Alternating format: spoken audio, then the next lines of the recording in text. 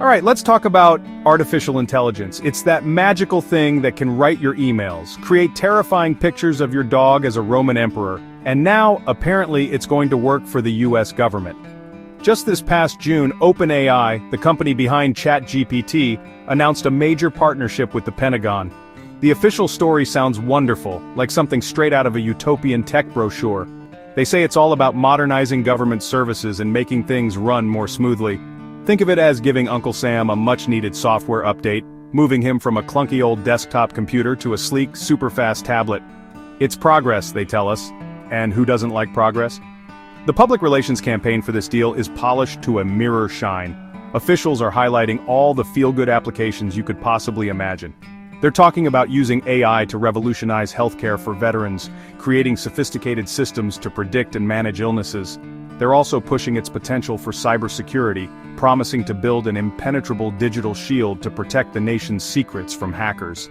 And of course, there's the promise of efficiency. A pilot program in Pennsylvania allegedly saved state employees nearly 2 hours a day by using ChatGPT for administrative tasks. It all sounds incredibly reasonable, helpful, and frankly a little boring, which is usually the point. If you only listen to the press releases, you'd think this was purely about streamlining bureaucracy. The OpenAI for Government initiative, launched this very month, promises to bring these powerful tools to all levels of government, from federal agencies down to your local town hall. The idea is to make government work better for everyone, cutting through red tape with the sharp edge of advanced algorithms. They paint a picture of a future where AI helps manage public resources, enhances scientific research at places like NASA, and even helps organize disaster relief efforts. It's a compelling vision, designed to make you nod along and think, well, that sounds perfectly sensible. But here's the thing about a story that sounds too good to be true. It almost always is. The narrative they are selling us is carefully constructed to be as palatable as possible. It focuses on administrative tasks, healthcare breakthroughs, and defensive digital walls. It's the kind of innovation that's hard to argue against because it's framed as being fundamentally for the public good. But this carefully curated image strategically leaves out the other, more unsettling side of the coin. The part of the story that doesn't involve spreadsheets and cyber shields but instead involves something far more serious, the very nature of modern warfare. So, while the public-facing announcements are all about efficiency and healthcare, the contracts themselves tell a much different, and frankly, more alarming story. If you dig just a little deeper into the details of these agreements, you'll find language that is far less about helping government workers answer emails faster. The Pentagon's own Chief Digital and Artificial Intelligence Office, or CDAO, was crystal clear. They said these new deals are meant to accelerate the adoption of AI for warfighting and enterprise domains.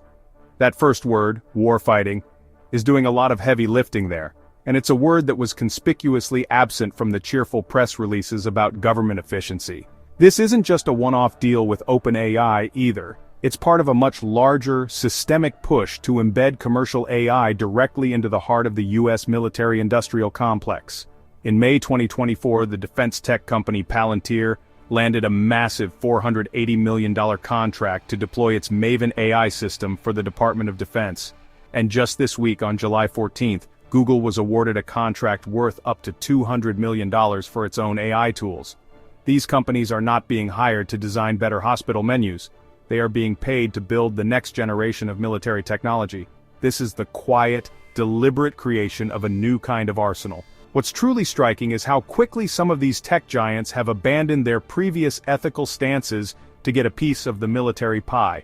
You might remember back in 2018 when Google employees famously protested the company's involvement in Project Maven, a military AI project. In response, Google established a policy banning them from military AI work.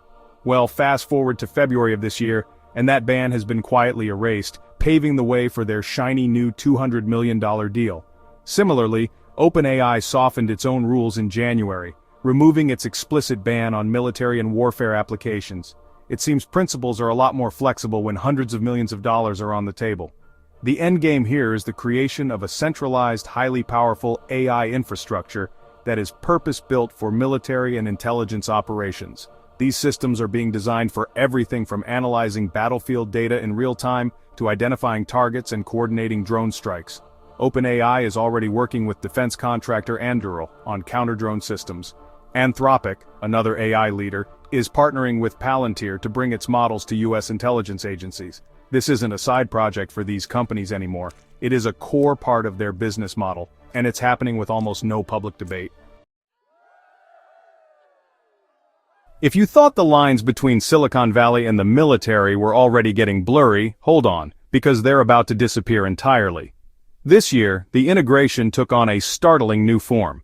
Two prominent OpenAI executives, Chief Product Officer Kevin Weil and former Revenue Lead Bob McGrew, were appointed as lieutenant colonels in the U.S. Army Reserve. Let that sink in for a moment. Key figures from one of the world's most powerful AI companies are now literally part of the military command structure. This isn't just a partnership anymore, it's a merger of personnel. These executives aren't being sent to do push-ups in the mud. They are part of a brand new, specialized unit, the 201st Battalion. This battalion is composed almost entirely of tech executives and experts, and its official mission is to provide AI consultancy directly to the Pentagon. They are, in effect, an in-house team of Silicon Valley brains embedded within the armed forces, tasked with guiding the military's AI strategy from the inside. This move formalizes the relationship between big tech and the military in a way we have never seen before, making private sector leaders de facto military advisors with official rank and influence. This unprecedented move signals a fundamental shift in how the U.S. approaches national security. The government is no longer just a customer buying technology. It is actively recruiting the architects of that technology into its own ranks. This creates a powerful feedback loop where tech companies can shape military demand for their own products, all while their executives gain security clearances and direct access to the highest levels of defense planning. It ensures that the AI systems being developed are perfectly tailored to the Pentagon's needs, because the people designing them are now part of the team defining those needs. The implications of this are profound. When tech leaders put on a uniform, whose interests do they ultimately serve? Are they working for their company's shareholders, or are they serving the strategic objectives of the U.S. military? The answer is likely both, and that is precisely the problem. This fusion of corporate power and state power creates a dynamic where the drive for profit and the objectives of war become deeply intertwined. It blurs accountability and concentrates an immense amount of influence in the hands of a few unelected executives who are now operating with the authority of the U.S. Army. So why should any of this matter to you, a regular person who probably just wants AI to recommend a good movie? It matters because these immensely powerful systems, designed with the potential for lethal applications, are being developed and deployed with a staggering lack of public oversight.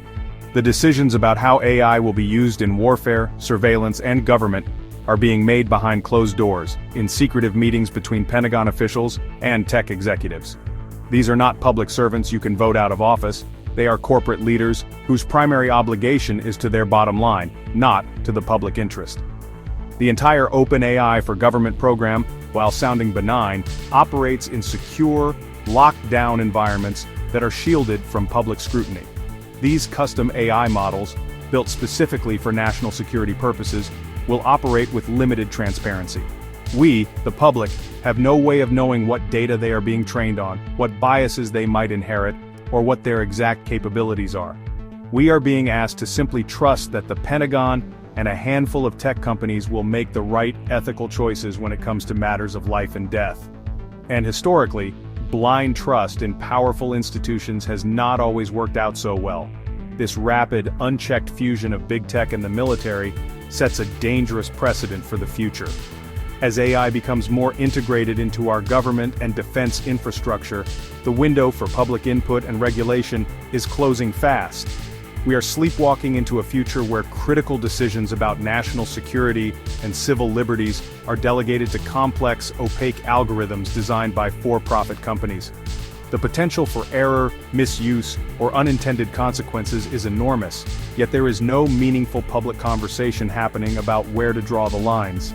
We are outsourcing some of humanity's most difficult ethical questions to machines and the corporations that build them. Ultimately, it is crucial that we all stay aware and start asking pointed questions. We need to demand more transparency from both our government and these tech companies. What are the specific war-fighting applications being developed? What are the ethical guardrails, and who is enforcing them? How can we ensure that these tools are not used to erode civil liberties at home or deployed irresponsibly abroad? The choices being made today, in these quiet, high-stakes negotiations, will profoundly shape the world our children inherit. Letting them happen in the dark is not an option, because when it comes to the future, ignorance is not bliss, it's surrender. Thank you for watching. Support us on Patreon to help us bring you more in-depth briefings and exclusive content. Visit patreon.com/aegisbuilder to join our community.